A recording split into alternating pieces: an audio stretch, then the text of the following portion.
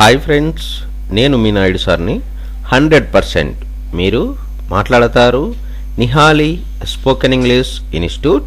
ఈ వీడియోలో మనం యాజ్ ఇఫ్ గురించి తెలుసుకోబోతున్నాం. ఈ వీడియో కనుక మీకు నచ్చినట్లయితే లైక్ చేయండి, షేర్ చేసుకోండి. మీరు కనుక మన నిహాలి స్పోకెన్ ఇంగ్లీష్ని మొదటిసారి చూస్తూ ఉన్నట్లయితే తప్పకుండా సబ్స్క్రైబ్ చేసుకోండి. యాజ్ ఇఫ్ అంటే అయినట్లు అని అర్థం.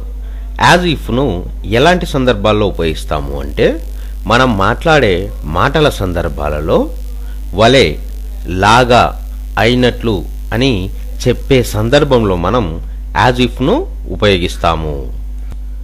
ఎగ్జాంపుల్ తీసుకున్నట్లయితే, she behaves as if she alone knew the truth. ఆమె ఒక్కతే నిజం తెలుసుకున్నట్లు ప్రవర్తిస్తున్నది. She is running as if death were chasing her.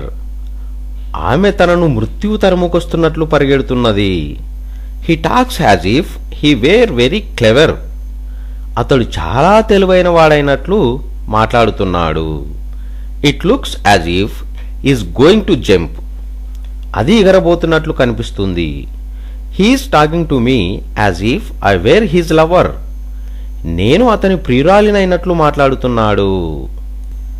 As if అంటే అయినట్లు అని అర్థం.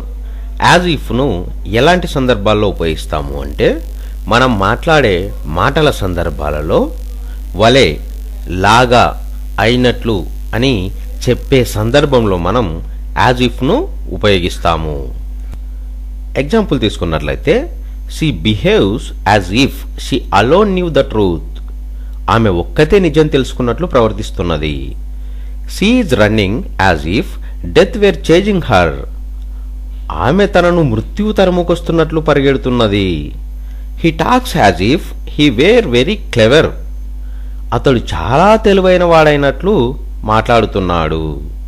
It looks as if is going to jump. అది ఎగరబోతున్నట్లు కనిపిస్తుంది. He is talking to me as if I were his lover. నేను అతని ప్రియురాలినైనట్లు మాట్లాడుతున్నాడు.